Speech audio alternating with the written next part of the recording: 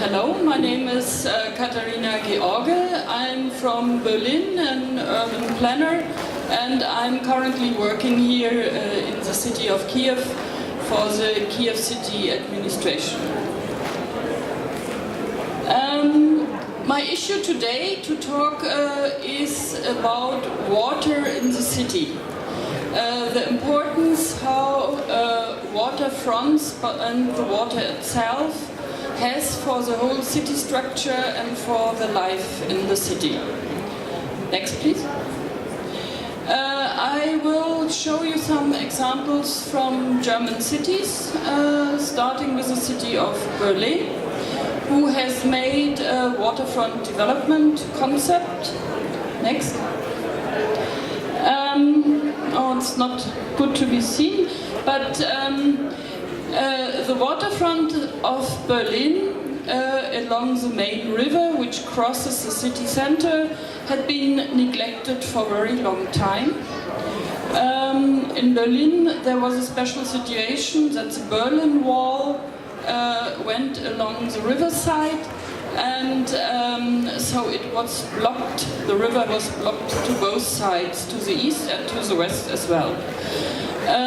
As you have it here in Kiev or in other cities, there were all along the riverside a lot of industries, because the river was a transport mean in former centuries. And later on there were big transportation corridors for cars, highways, and as well for trains along the riverside. So it was necessary to develop a new concept. Next. So this is the way how it looks along the Berlin riverside, or how it has been looked. Next. There are a lot of industrial buildings which were abandoned, which were empty, no production anymore. Next, please. There were some buildings which were defined as heritage sites, should not be removed, but there were in need of new functions, new usages. Next. After the reunification of Berlin after 1987, the city of Berlin, or the city administration, takes a chance to develop a new concept for the city, for the waterfronts of the city. And as we usually do in the way what we called integrated urban development concepts, and the first step is to develop and to discuss objectives and goals which all the citizens and politicians can share. So this is a bunch of goals we have defined. Sorry, I always have to look on my English version. So one of the goals is to stabilize the city quarters which are lying along the waterfront. So with a focus on the inner city sites to make the inner city more attractive and more usable.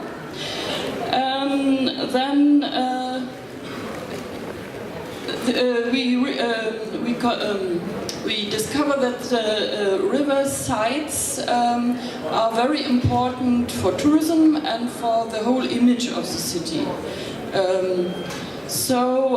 This was one of the goals, and we wanted to upgrade the river shores to have better recreation and better possibilities for the people for cycling and going by foot.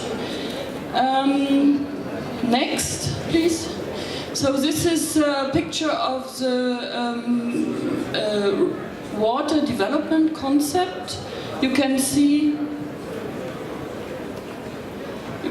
here the river, the main river is crossing the city as well, the inner city, and it has a crossing with the second Berlin River, and on its crossing there is an former old village which is now integrated in the city body.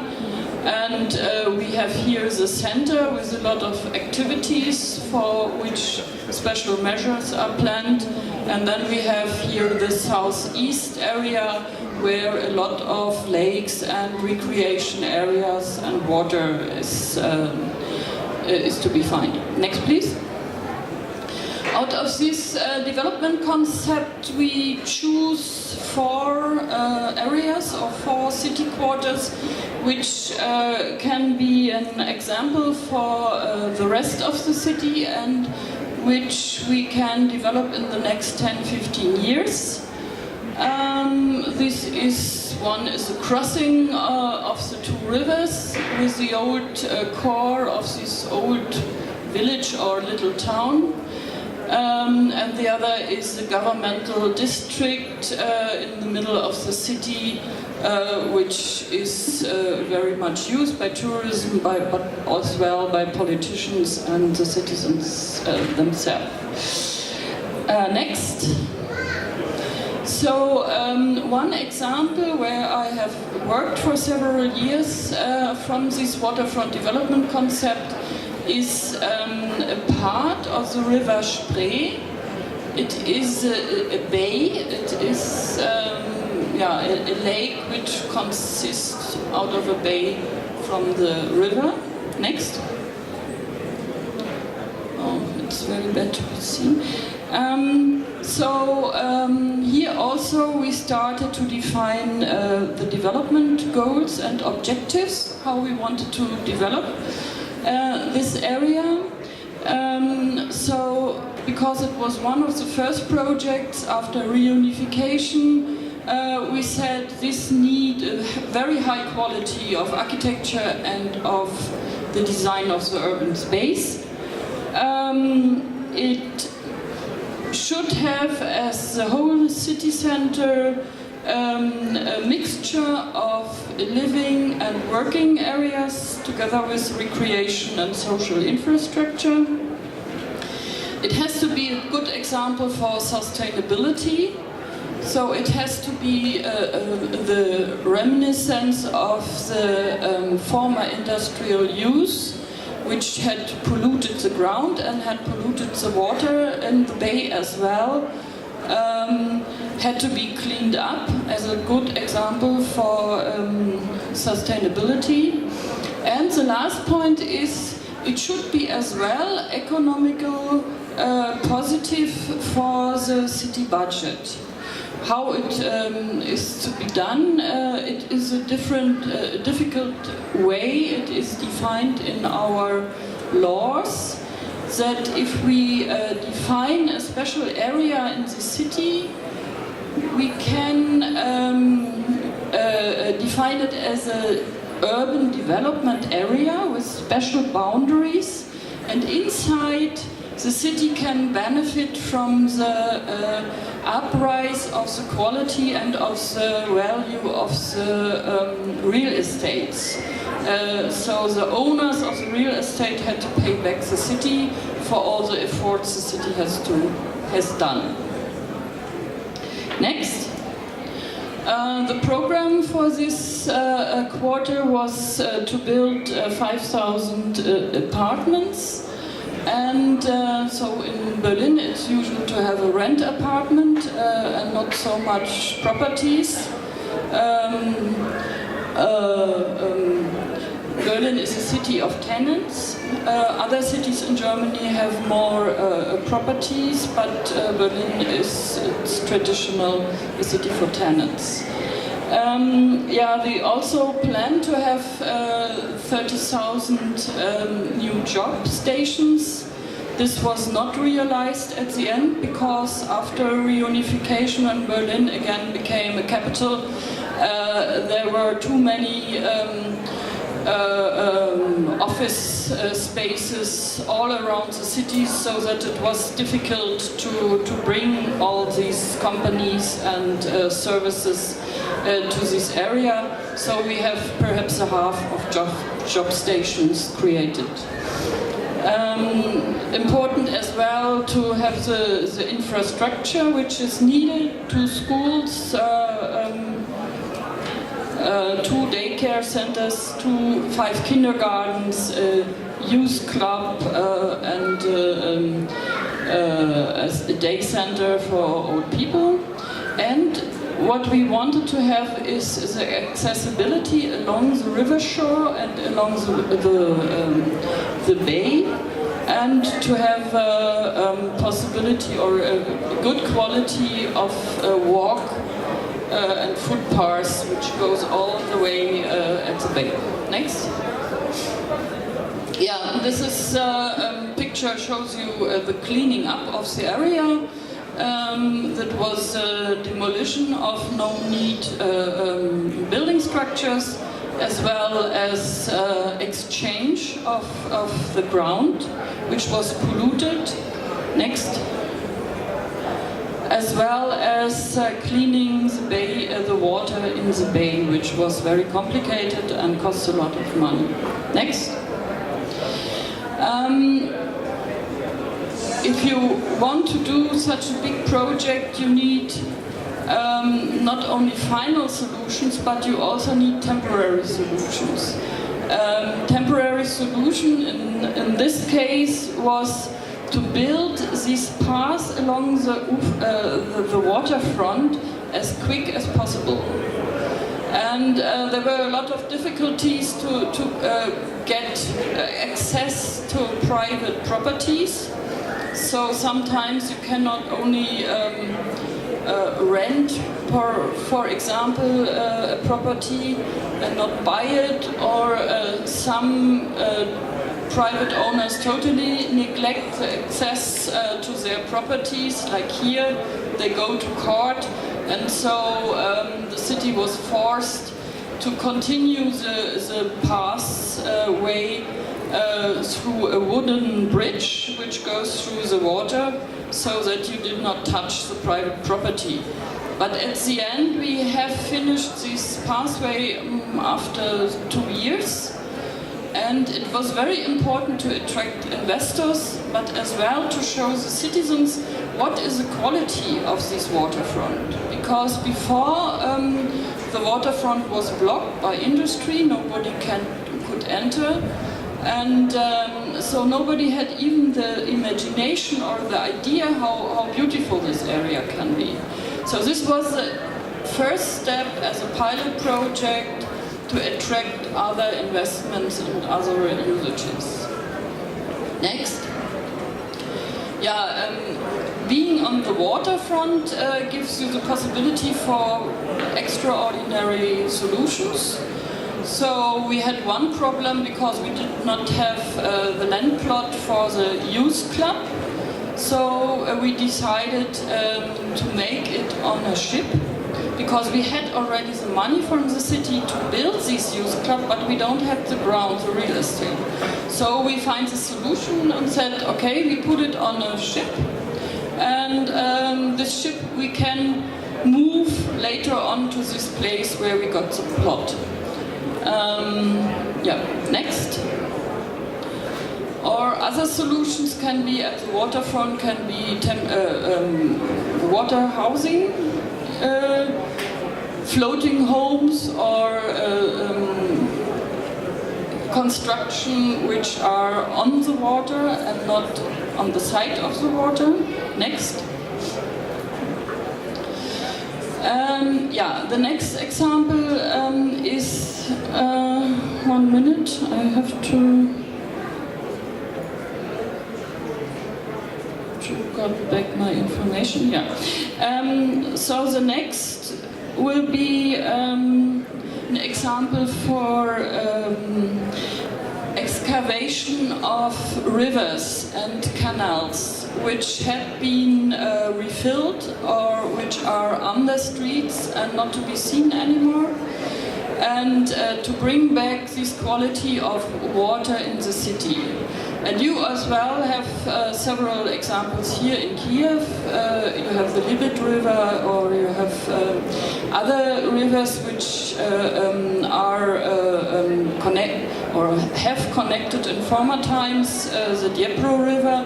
So, but they are now tubed and they are underground under streets. Next. So this is an example of the city of Leipzig, and there were some small canals who had fed water mills in the century before. Next.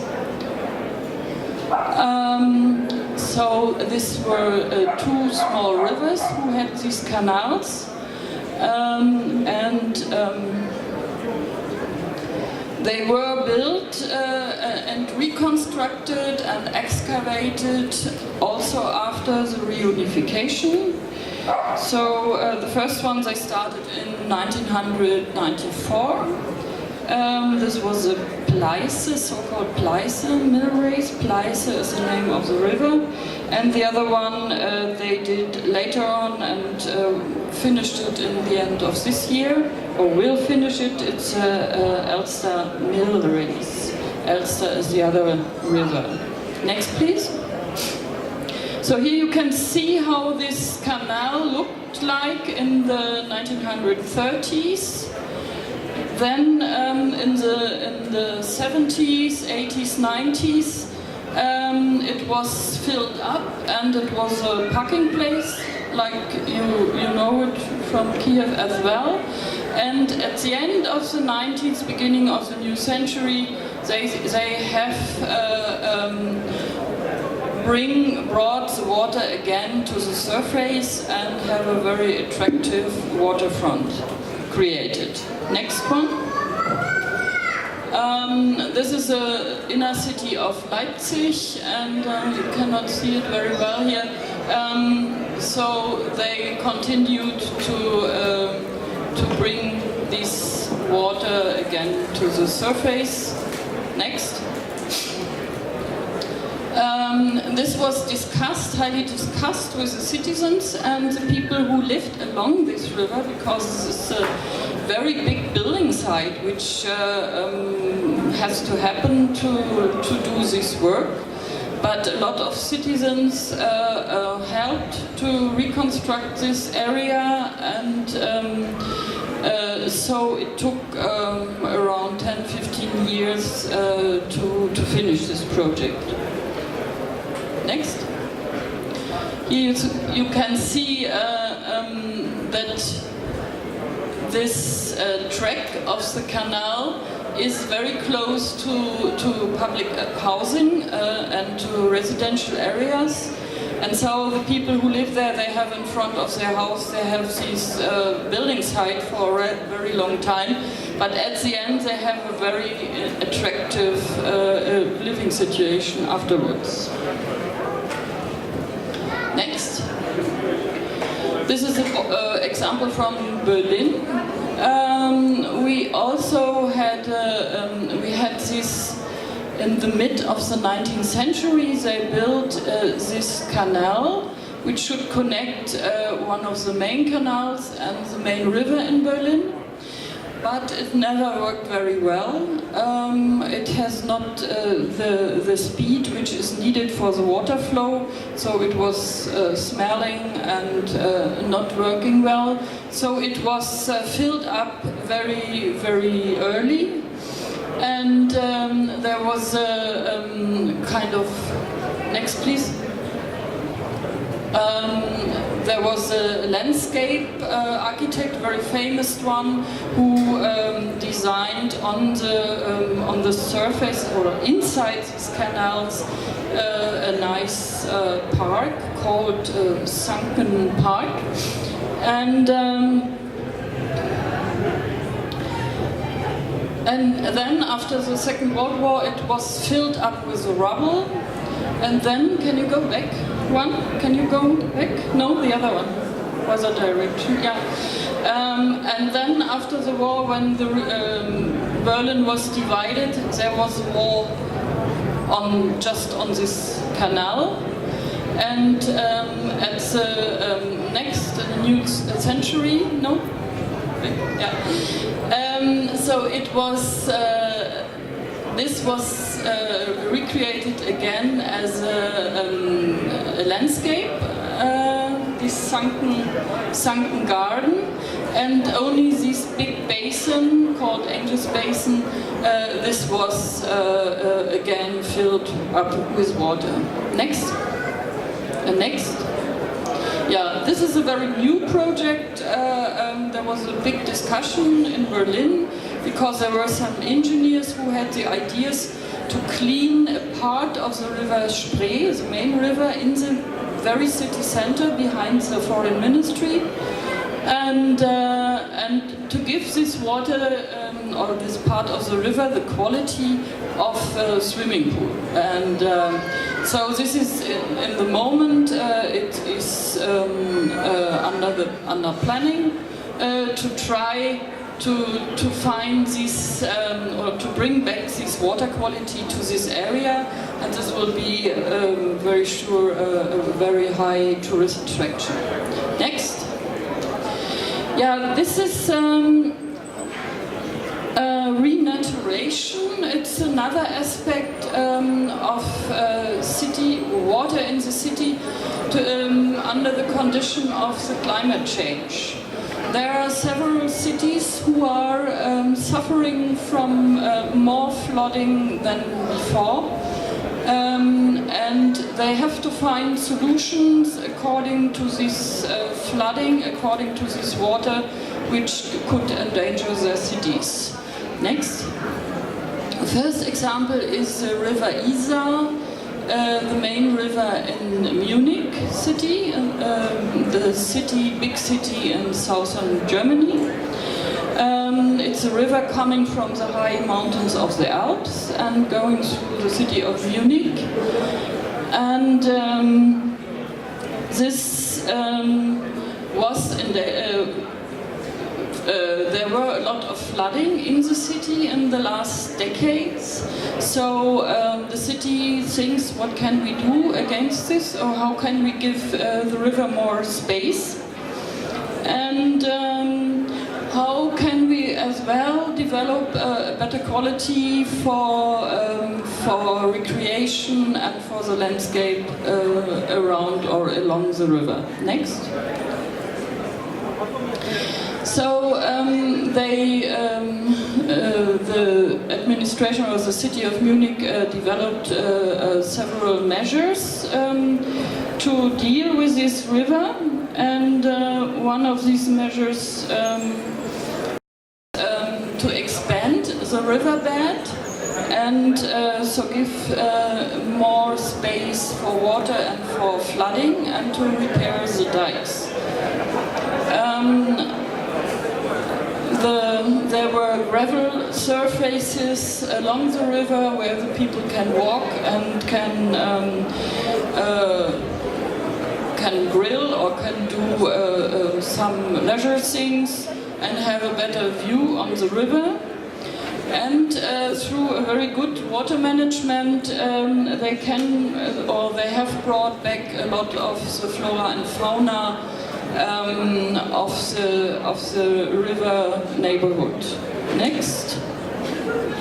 So here you can see how it was before. It was a man-made stone walls which canalize the river, and after this the river found more space and can develop its way by itself. Next.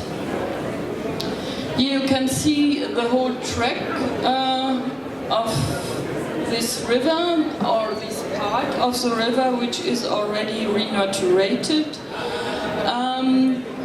So this here to the left are the outskirts of Munich, but the part on the right, this is the real city center of Munich, and this was difficult to find the space to give enough place for the river as well. Next. So this is something said about the procedure, how you can start such a big project. And it started in Munich in 1995, and the most important thing is the cooperation between the different administrations, the different departments, who are all in charge with parts of the river, with the water quality or with landscaping, to bring them all together on the table and discuss it with them together and find a bunch of measures which everybody can agree about. Next. Yeah, here are some data about the lengths and the costs. Next. This is an example not from Germany but from Denmark. This is the city of Copenhagen, which was very much endangered in 2011 when the flood comes into the city, because Copenhagen is on the Baltic Sea, and due to the climate change and the rise of the water level, the city was over flooded in this time. And next, so the city decided to make something called a strategic flood plan. And there were landscape architects who thought, where can we find place in this city where the water can be stored if we have this flood situation. And they made a lot of very interesting proposals. For example, this canal or this green space in the middle of the road, which is in dry seasons, it's a green area or landscape, and where the flood can use this space in the middle to expand and to save the city for flooding in the houses. Next. Yeah, this is as well the street. So if the flood is higher, it will go nearly from house to house, but to have a small footpath here. So these landscape architects who made this flood plan, they had several ideas how to deal with streets, how to deal with lakes, how to deal with landscape and parks. Where can we find space to store the water in the cases of emergency? Okay, last. Yeah, thank you for your attention. And if you have questions, please.